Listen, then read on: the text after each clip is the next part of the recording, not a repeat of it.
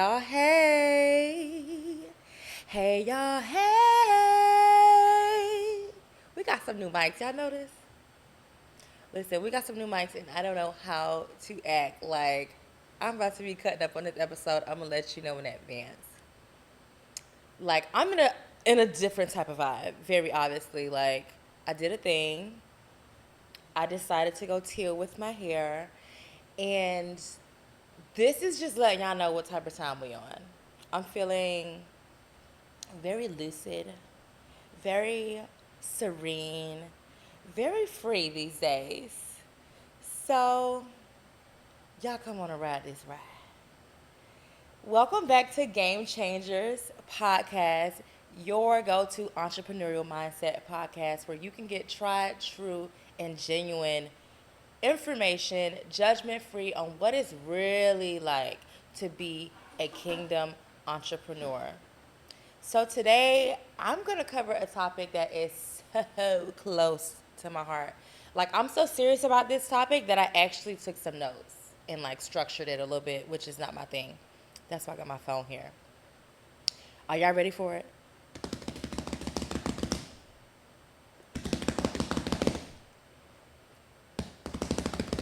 Okay. Today we're going to be talking about creative competition, the new creative economy. So, I've been a creative all my life. And I'm a 93 baby. I'm going to go ahead and just put that out there. And when I grew up, they treated creative people like the bottom of the barrel. Like, there was this stigma surrounding being a starving artist, this idea that if you do what you love, you'd be piss poor forever. And there was no success in following your creative passions. Like, these were the type of really toxic narratives that I remember growing up, right? So fast forward, we're in 2023 and a half, and creatives are booming. And the economy is not just limited to artists, actresses, dancers, and things like it used to be. It has expanded to such a new level that includes just about everyone who can properly brand and market an aspect of their life. This is the rise of the influencer, the rise of the content creator, the rise of the famous for being famous concept. And while this is a really exciting time to call yourself a creator, like, finally, y'all, it's our time to shine. It's also a really interesting and complex time because, like anything, when something grows so fast to such a magnitude, it gets saturated. And creativity is such a pure and savory thing at its core. Today, I want to break down what that really means for, the consumers, the generation coming behind us that are online or that are consuming YouTube or whatever TV shows they're interested in. What does this mean? How is it shaping their perspective looking at this new age of creatives today? So let me go on to my notes, y'all, because I was just sitting with one of my really, really good friends. And she's very similar to me. We're super spiritual, and we were just like big vibing. Like, we would talk about all type of stuff. And we were talking about, how when you're really a creative person, it's not like a job. It's not a lifestyle. It's literally not even a choice. Like, you literally eat, breathe, and poop this stuff. and things that come like so natural to creative people um, seem very, very extraordinary to the average person who just doesn't have that fluidity, that, that gift of expression. And so a lot of times, from our perspective, because we do things so effortlessly and so organically, we undervalue them. And that comes with a lot of giving your gift for free. And I think we touched on that in one of my earlier episodes, when we was like, okay, be honest about your price, don't play yourself short just to get your foot in the door. Well, as creatives, a lot of times we play ourselves short too, because we're just so in love with what we're doing. And it's just so a part of who we are and our being that we don't realize that this is super, super valuable to someone and is probably going to make them a lot of money. So, one thing that I'm getting into right now is creative directing. And I'm still sorting it out. I'm not sure if I want to creative direct for brand campaigns or produce events, video shoots. Like, it's so many different ways I can go. And honestly, I really have no hard experience doing that outside of owning Della Film and creating my own brand shoots and my concept for my website and just my digital presence overall, as well as like some pop-up events and things. And I just felt like that was something I really loved. It was something that came super natural to me and I enjoyed doing. So much so that I like that more than like running a business. So now I get to help other brands create their brand vision through visuals as well. And this was just literally an idea I pulled out of thin air. And I was like a little worried because I'm like, okay, I don't really have credentials. How do I get in this industry? Like, is there really a need for what I do, or is this just a figment of my imagination? So God opened a door for me to like really step into this, like that, y'all, like literally like that. So this past weekend, I was casually minding my business. I was at this Sports Illustrated event, and I was just talking to people, like, what brings you here? And I connected with a wonderful young lady. She said, hey, I own a swimsuit brand. My brand is actually featured in one of the issues of Sports Illustrated. Yada, yada, yada. One thing led to another. I was like, oh, well, I'm creative directing. I can assist in helping you bring your vision to life. Let me know if you need some assistance. Just throwing it out there, winging it. And she was like, actually, I am having a launch party for Miami Swim Week, and I could really, really use some help because I have no idea how to curate this event.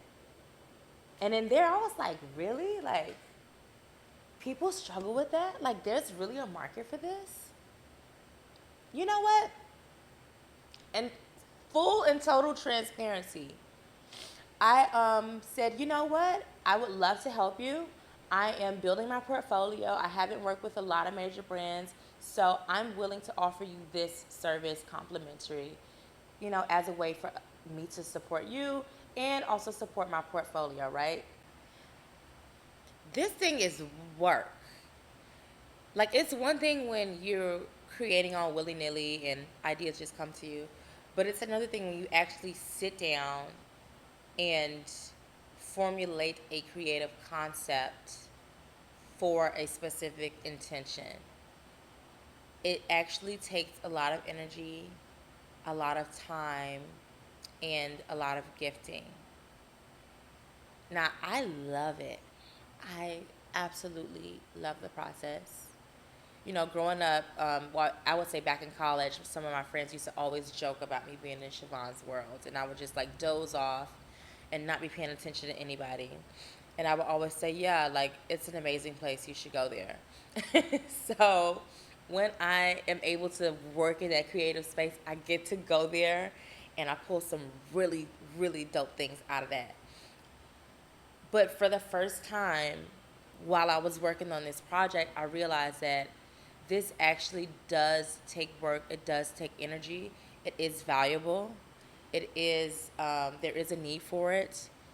So I have to be careful not to allow people to take advantage of my gifting. Same thing applies for like any creative venture, especially content creators. Because let me tell you something I learned about running a brand.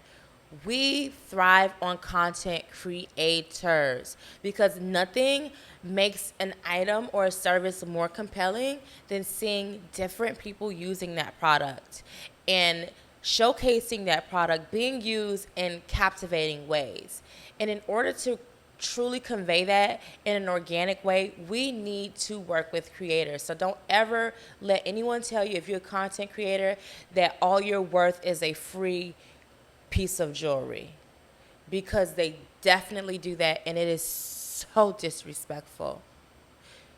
Do you know how much time it takes to secure your lighting, get your camera settings proper, create the aesthetic, do the framing, edit the photo, edit it, come with a caption? That takes so much out of you. And just because we love it, just because we're going to do it for free anyway, doesn't mean that we should cheat ourselves if someone else sees value in it. Because they're not looking at you because it's cute. They're looking at you because they see dollar signs. They're looking at you because they see greatness in what you're creating. So we have to be very clear on that, especially if someone approaches us. Because it's like it can really be a hustle culture, and you got to be sharp. That's why I'm so grateful for like all of my experiences in business when I had, tough situations that taught me it's fun to do things out of love, but you also have to be fully aware of the bottom line, fully aware of the role you play and the intentions of those around you. Because it is a sharky world out there, no matter how wonderful and bubbly you are. If you are not aware, if you are not playing the game to win, you'll get eaten, and it just is what it is. Especially as a creator, because we're so sensitive, right? We are so sensitive, and we're made that way on purpose. So in finding that boundary in, knowing your worth, I don't ever want you to lose that sensitivity either, because that is like our vessel. That's how we're able to create. Another thing that we have to be careful of in this creator economy is profit over purpose. Like, profit over purpose is something that I personally play tug of war with a lot of times. Because there's so much potential and growth and money circulating in the creative economy. It can be super enticing to create what people want to see versus creating from the heart. And it feels different too. It feels different, like when you're creating something with the intention to make money, with the intention to go viral. It really sucks the fun out of it, and it also like really lowers your creative boundaries as far as what you're really willing to do integrity wise. And that's a dangerous place to be, because we're recording this stuff and putting it out on the internet, so that means it's not going anywhere. And so that means that a piece of content that you decided to create, to catch a quick buck or whatever, may not age well when your life has changed, when your priorities have changed. So that's something that we want to be conscious of. And on the flip side, creating for a purpose feels really organic, It feels really purposeful. It feels really impactful. That's always a direction that I try my best to lean towards. However, there are a lot of times where being purposeful with your content can be a little discouraging because it doesn't get the same attention that clickbait would, and you know the quality of it.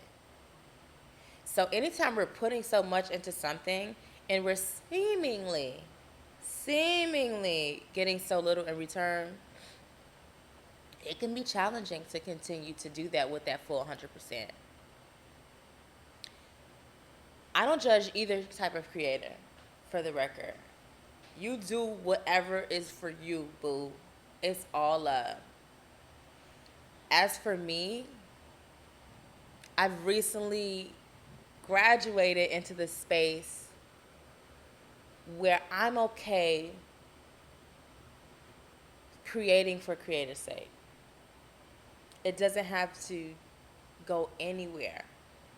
Because the way I look at it is I have a specific set of experiences, wisdom, connections, resources that gives me these words and this wisdom.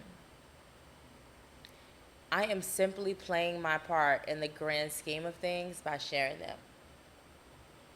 Like that is me sharing my gifting. That is me walking in my purpose. That is me being obedient to my creator. And that's enough. I love that. I love that for me. And I love that for y'all. So when it comes to the next generation, the little ones looking up,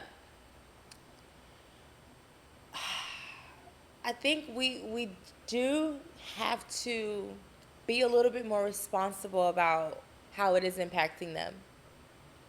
Because while we're all caught up in our mess and we're still trying to figure out where we fit in this grand scheme of, new creatives and new concepts, we have young children who are growing up. All they see is YouTube, Instagram, TikTok, Snapchat, short form videos, $1 million, Bugattis. And that's like so different from how we grew up. Like, I'm a 90s baby, so we was just outside. My parents, my grandparents, they just unleashed us and said, be home before the street lights come on. And we really got to experience life. We really got to experience people and their truth. And this generation doesn't get that. They experience life and people through a lens, which is like not always the truth. Most oftentimes than not, it is not the truth. And that creates some really dangerous illusions in their head. It also creates limitless thinking, which is a positive thing. But I do think it's something that we have to be aware of. And especially for those who are parents, step in and create that balance for our children to say, okay, well, now it's time to put that phone down. You are not going to be watching this. Let's go outside and interact with the real world the way it is. Overall, I am happy to see creatives get the shine and the space to thrive that we have always deserved. This is not a back alley blessing like many of us were told it was. This is a gift from God. Like, it really is. I always say that creatives are the closest to God's heart because God himself is a creator. And how can we bring his kingdom to this earth if we aren't tapped in?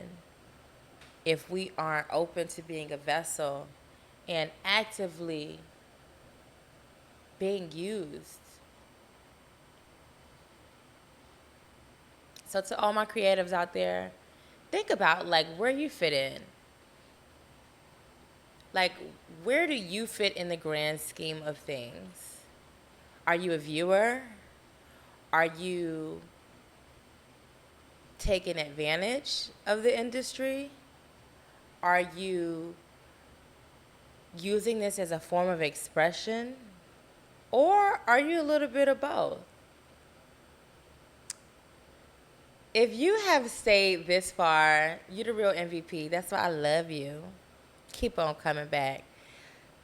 Make sure you don't click off this video until you subscribe and turn on your bell notification so you can be the first to know when we drop new game-changing content.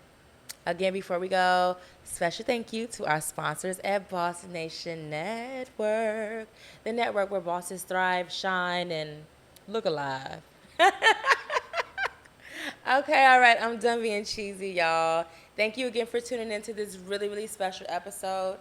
I love you, and until next week.